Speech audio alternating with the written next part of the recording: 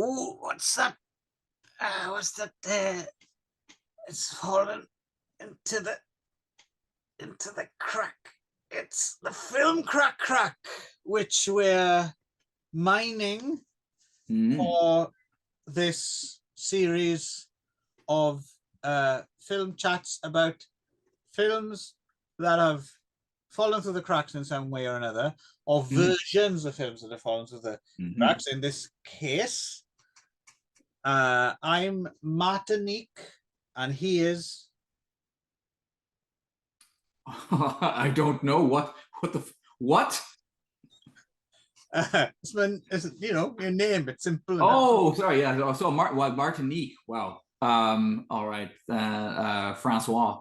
There we go. Martinique and Francois film Craic.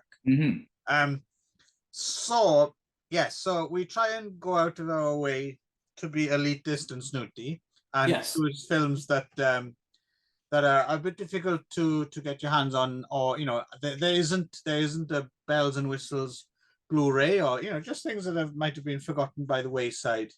I do love that being snobby brought us to watching this film. I think definitely when you think of films that are high on the list of film snobs must-sees, this is right after Citizen Kane. I'm fairly certain on your I think Criterion are on it. I think. Yep. So yes, so you may or may not be familiar with a film called Yor, The Hunter from the Future. And I was amazingly surprised to find out that Nick wasn't, because this is such a Nick film. Yes, I was familiar with the box art. I was familiar from having seen it like many times in the video shop, and I don't know why it is, given that that's, if you've seen the front cover, which has a picture of our titular Yor leaning back with his axe and a girl at his foot and a bunch of UFOs being shit around him. How it is I didn't rent it, I don't understand, actually. Yeah, that is just an oversight. Yeah, because I can remember nights of going to the video shop and getting like 3 or 4 films that would have been like next to it, like, oh, there's Outlanders of Gore with Jack Palance, being very drunk and in kind of out of it, or there's Deathstalker 3, and I would bring up like these movies in like 3s and 4s and just watch them back to back to back. And talking about, as we just did on an entirely different show, space. Some of those films have a surprising amount of space open up for you to just sit back and be like, nothing is happening. Right. A guy in a loincloth wandering around in the desert, and which is great. Which is something I've come to appreciate more somehow the older. I don't like to be overwhelmed by a film. Right. Steady on easy, there. Take an easy movie. Yeah. Exactly. I'm not as young as I once was. So this I definitely should have seen in like between Barbarians with the Barbarian Brothers and whatever other shit that I was renting when I was 14. And somehow it didn't. So I'm certainly glad that you brought not only this film but also, Clive, its brother, its sister. So I had seen this film and enjoyed it as a bit of hokum back in the day, but I was aware that it had been edited down the kind of, well, actually, apparently there's 2. There's an 89-minute US future English dub feature version, but a slightly longer 98-minute one as well. But regardless, the Italian language, I believe, or the Italian cut, So regardless of, they were both edited down from a TV miniseries, Il Mondo di Yor, or Yor's World. Yes. Well, he is the man. Yeah, you may have mystery. You may have either already heard it or it's going on the end, but there's no way I'm not putting that. I'm very happy to hear that, Clive. Yes. Very happy because long-time viewers, the one of you that exists, will be aware that I and Clive are pretty big fans of the music of Guido and Maurizio De Angelis, who also released music under the name of Oliver Onions. And this is a song of theirs I was not aware of, and it's fucking fantastic. Yes, I thought you'd be digging this. Incredibly good, and I did not regret at all the fact that it shows up at the beginning of every episode. I was always like, oh, I can't wait to hear that theme song again, and then it shows up again in the film. Yes, over the same wonderful piece of footage of Reb Brown jogging through. He looks like he's having a great time, doesn't he, Reb Brown? He does. Did you listen to his commentary track? I listened to half of it. Yeah, I intermittent too. Yeah. I feel like he probably could have done with a prompter or somebody else. Okay, somebody seems to start watching the movie and then remember, oh, fuck, I'm supposed to be talking about this. And then just giggled to himself and then told the same story several times in a row. And then, yes. He seems like a nice man, but I'm wondering if punch drunk might be a phrase we could use, possibly. Yes. Well, I play high school football, right? So yes. I mean that American rubbish, not proper football, by the way. Yeah, I will always remember him as Captain America in those two made-for-TV movies in the late '79, and then I don't know if I ever seen them actually. I saw them as a little kid and loved them. I'm sure they're shit, but I loved them when I was like 6 or 7, and then Space Mutiny, which is proof that if you get Reb Brown and you pair him with a stalwart Italian, doesn't have to be actually Italian, but like a genre actor as your villain, if you get him together with a John Steiner or a John Philip Law, you're in for a pretty good time. Well, he's also in Howling 2 as well, which is by far the best of the Howling. Right. Howling 2, Your Sister is a Werewolf, or Howling 2, Sturb a Werewolf Bitch, right? Which is just, that's a lot of fun. We rewatched the entire Howling series for Halloween, and that second one is that's the high watermark. Right. Yeah. And also, of course, star of Strike Commando later on as well. He did a few trashy Italian movies, and Robo War he's in as well, I think. Yes. Bruno Mattei.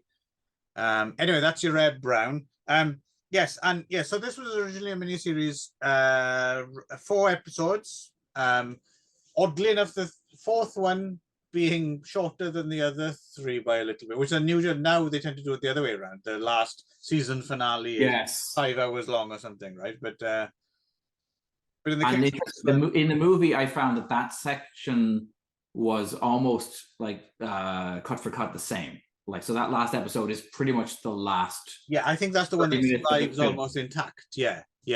Whereas the other stuff it's considerably expanded. It's slightly more episodic and repetitive. It's that last episode that's like, what now?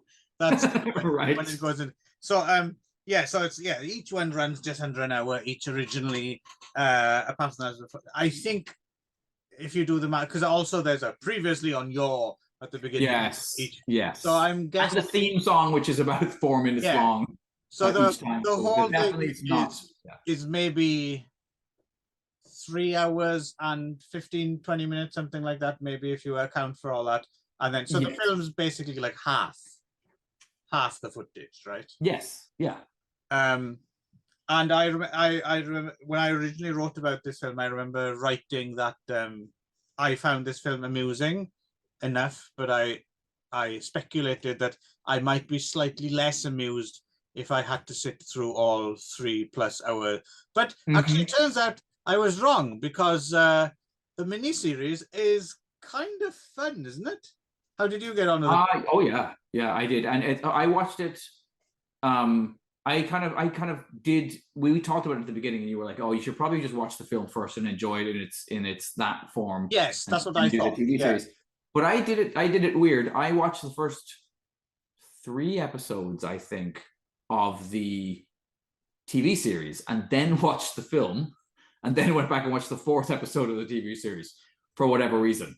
And that worked. That ended up working fine for me. We should mention it's based on a comic book by Argentinian writer Antonio de Benedetto. No, that's the guy who wrote Zama. But he is Argentinian. Eugenio Collins, I believe you're going for.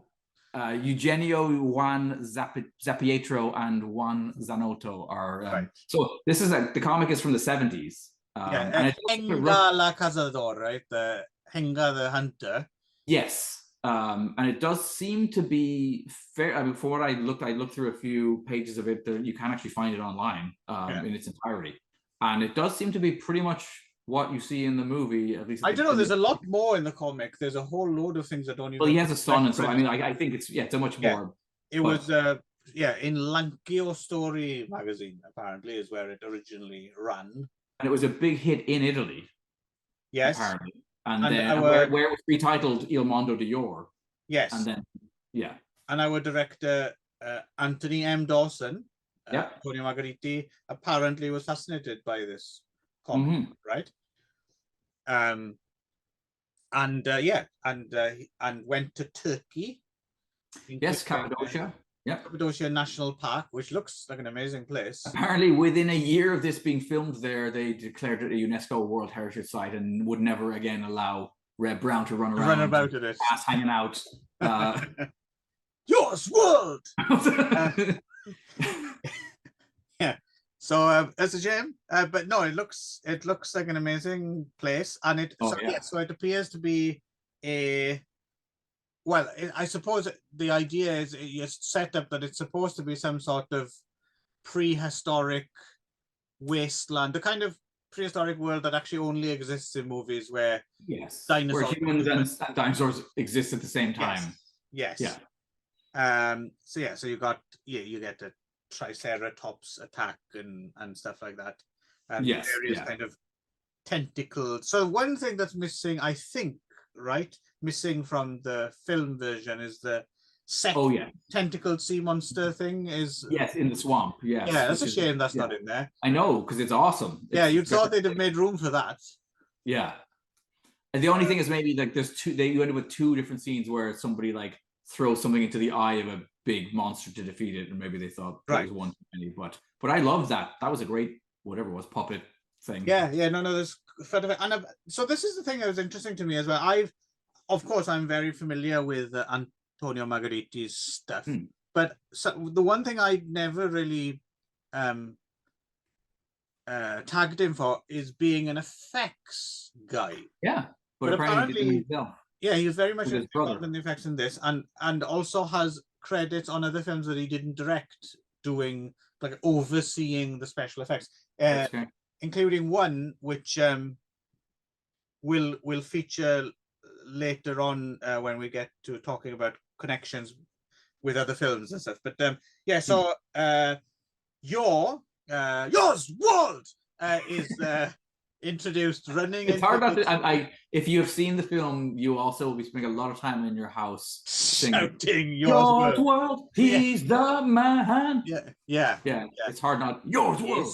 Terry is my particular favorite line. And for some reason, it reminded me of Vincent Price referring to a potato.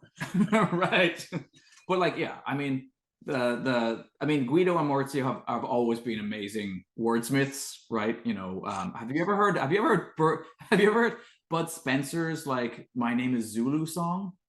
That thing's brilliant. The whole thing is him telling somebody to be quiet. No, I can't do that. No. My favorite is "You're the Sheriff." So that's got a lot of that. That song actually.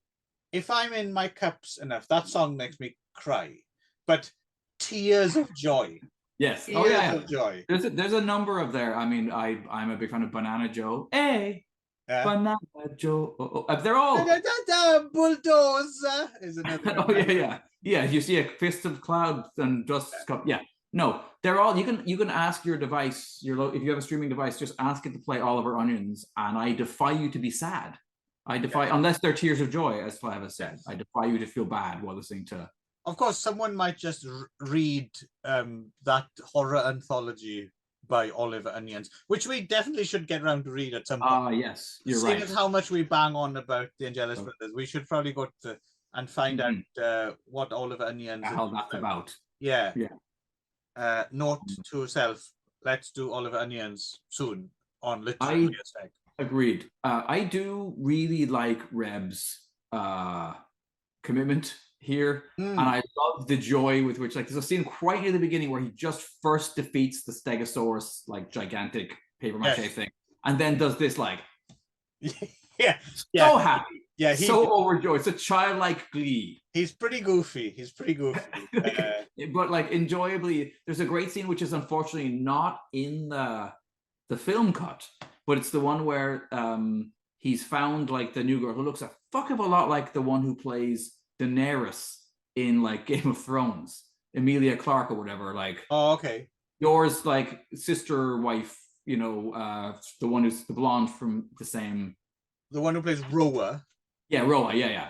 She when he brings her back, and then Corinne Cleary, who plays, you know, Kala, his other cave woman.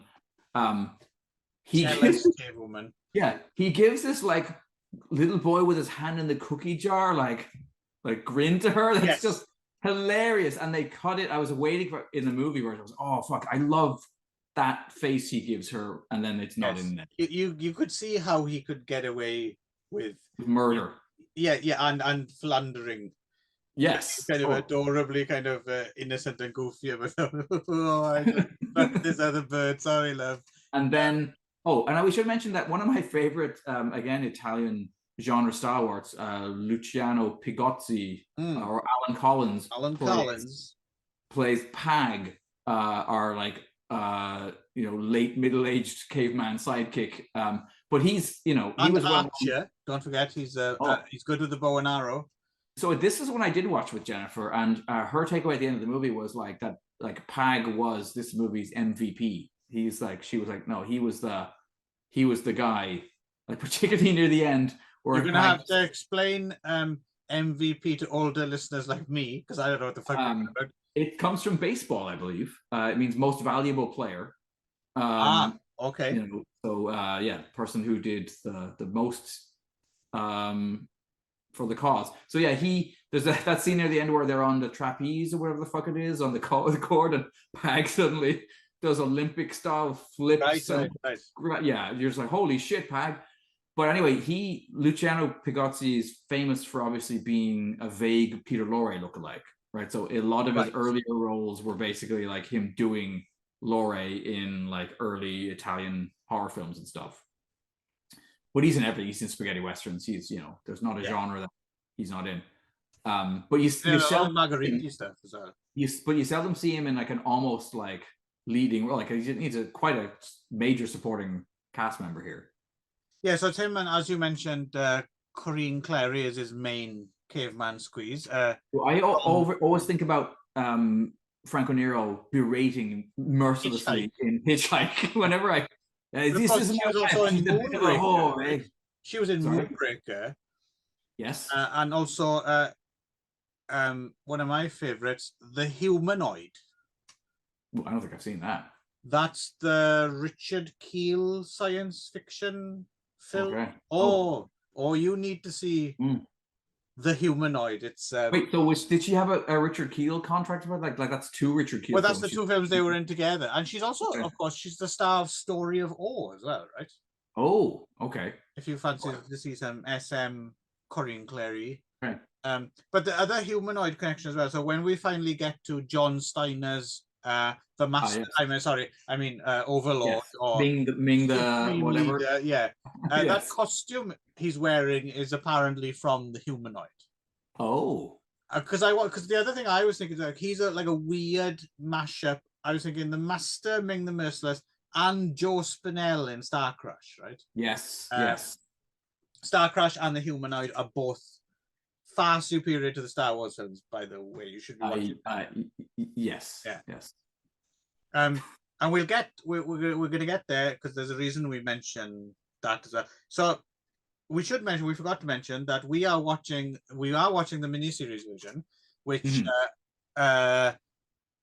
what's his name? Pickman1. Thank you, Pickman1. Yep. Has uploaded to Daily Motion with English subtitles. So that is how we are able to watch Il Mondo di Yor, the full. Because it was basically lost for a really long time, or like it wasn't available to.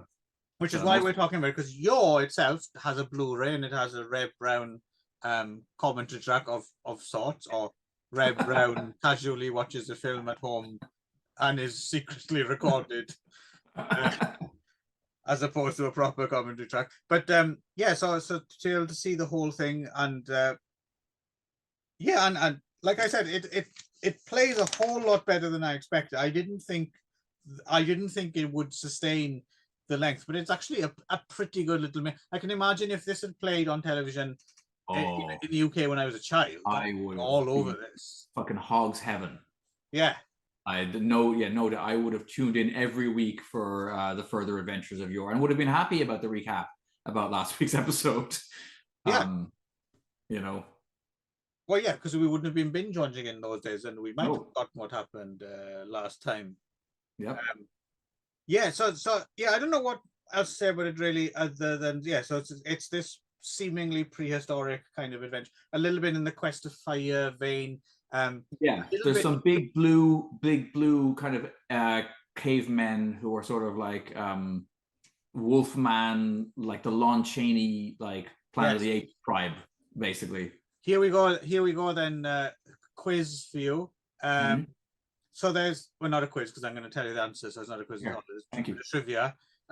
So that means that this has 2 former Captain Americas. Okay. But Reb Brown. Yes. And then I'm pretty sure one of the leaders of the the almost Ape like tribe. troglodyte cave people. Yeah. Is Aytekin Akay, because don't forget this was shot in Turkey. Turkish co-production. So he Yes. played Captain America in Dev Adam, or Three Mighty Men. Really? Yes. And more than that, the guy who plays the evil Spider-Man in that film is also in this. Okay. Tevfik Sen, who also was produced Antonio Margheriti's Ark of the Sun God, which was also shot in Turkey. Okay. So there you go, 2 former Captain Americas. That's in one an film. impressive piece of trivia. You've seen Dev Adam, right? Three Mighty Men. Yes, I have. Yes. Right, I was going to say. Because that's even more, I mean, if you hadn't seen Yor, then there's a chance I thought you might have missed out on Three Mighty Men, but because that's also an essential bit of viewing, I think, if you haven't seen Three Mighty Men. Yeah, again, that's another thing you can find online with subtitles now. Amazing. I remember seeing that for the first time and just what the fuck's going on, and then seeing it was like English subtitles, and then go, what the fuck's going on? But yeah, but then yes, in the 4th, well, actually teased at the end of the 3rd episode, and there's a few clues here and there before. Turns out that we're actually in science fiction territory. Yes, and Yor is not. I mean, it's a little bit given away by the English title, Yor, Hunter of the Future, right? And also by the theme song, which kind of also lays out several of the plot points that we're going to be coming across. World. That's the one. But yes, the big reveal is, and it is cool. I mean, as a kid, yes, as a kid, I would have really enjoyed the sudden reveal that we weren't, in fact, in imaginary caveman times. It would work, as I could see Yor as a 2000 AD strip. Oh yeah. In fact, having a look through the comics, some of the artwork as well was very actually not just to that. It's actually really reminiscent, I thought, of, and a lot of that stuff was done by Argentinian artists. Was the Battle and War and Commando Picture Library very, very similar? That kind of loose, kind of sketchy, kind of spidery kind of and I love that stuff. That stuff looks amazing. I will say one thing that the comic has going for it that the movie doesn't, sadly, although we do get a lot of Reb's glutes in this film. Surprising amount. There's even more of it in the TV series. There's a few moments where I'm like, wow, we're really right in there. Yours ass. Exactly. But there's a lot of topless girls in the comic that we don't get. No. I'm wondering if they were aiming for a child-friendly kind of. Yeah, but then there's moments that are quite gory. You know. But then again, I'm thinking the Italians might have had a bit more an idea, a different idea. Yeah. What Yeah. was kid friendly? Yeah, I think maybe that a little bit more blood is all right. Jen was surprisingly grossed out by the bit where you're quite near the beginning when he kills that first stegosaurus or whatever, and then like pokes a hole in it and like tries to get Kala to drink the blood or whatever, because drinking the blood of your enemies makes you stronger or whatever. Right. And he was like, it's a paper mache dinosaur, sweetie. It's gonna be all right. Yeah. So yeah, it turns out there's actually I couldn't quite get a hand. So is this? Are we still on? Is it Earth of the post-nuke future? That's what I'm assuming. And some people managed to hide out, and they've been there so long that there's even a rebel faction, right? So there's John Steiner's Overlord, who basically just wants to fuck Kala and repopulate the Earth. Yes. He doesn't have much of a plan, really, does he? It's a bit a bit for no reason, kind of. Yes, basically. Just to be evil and to be Joe Spinell in Star Crash and the Master and Ming the Merciless. Yeah. And it's funny I mentioned the Master as well. I think there's a bit of Doctor Who influence in here. I would wonder, yeah. Did you notice those things running around? They're not seen much, but they got those high like collars with their heads set. They looked like the Sontarans. Yes, they did. Yep. And then the other androids are clearly from Battlestar Galactica, right? Yeah. In fact, I think I read they even used some sound effects from Battlestar Galactica. Okay.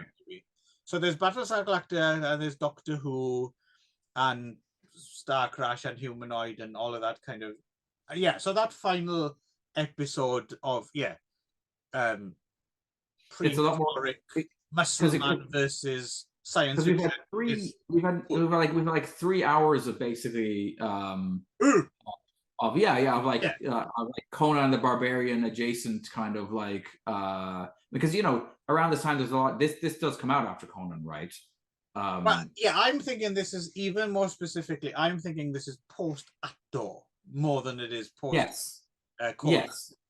And I would also say that like, well, I mean, we've mentioned Ming, but I would say generally speaking that Flash Gordon has to have been in the mix. Gordon. Too. There's a bit. Literally, it's another blonde football. Although I mean, admittedly, that's a ridiculous wig he's in, but like, it's another blonde football player turned actor. Right. And there's a bit where they're in this kind of hall of mirrors thing with a statue. And there's some great acting in that. This is very Zardoz. Yep. So there's a whole bunch of it's a thick, rich gruel is what it is. And I have to admit the very ending of episode 3, where there's I found that actually kind of quite evocative. That long walk down that corridor, and I actually, I was like, ooh, I was actually getting, even though I kind of saw it coming, I still, I take back what I said about the film digest version being the tolerable way to. Right. I actually think it's worth watching the whole miniseries, and this time watching the film after, I felt a little bit, it's not as good as the half-hour minute, which I never thought I would say. So it might be that, someone needs to. I was surprised to learn that there was a Blu-ray of Yor that didn't have this as supplemental. Like, I'm wondering if the elements have been lost or something, or if there's a reason. Because, I would imagine in today's marketplace, someone like Severin or something pulls put out the entire Yor miniseries. That would probably have enough. I would imagine there's enough fandom for this kind of thing for that to be worthwhile. Oh yeah, I would think so. Yeah. I mean, it's funny too. It does clear up a number of the continuity issues, because when I was watching it with Jen, she would ask me things like, "Well, why are they suddenly wearing furs? Where do they come from?" And I'm like, well, in the miniseries, you see, there's the scene where they go into a cave and find some dead people and take the fur. Like there's these various parts of the film that like there are jumps and skips in terms of stuff that does make more sense if you actually see the whole episode. Also, moving from the big head to the little head, it's always good when the little head is Yes, also involved. satisfied. Yeah. Our discovery from this film is Luigiana Rocci, right? Who's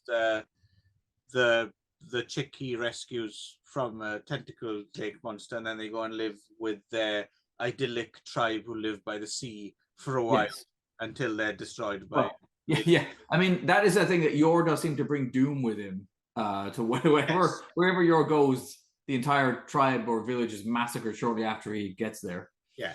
So she's Luigiana Rocci or Claudia Rocci, aka Deborah Keith, and we both went for her, didn't we? She's a cutie.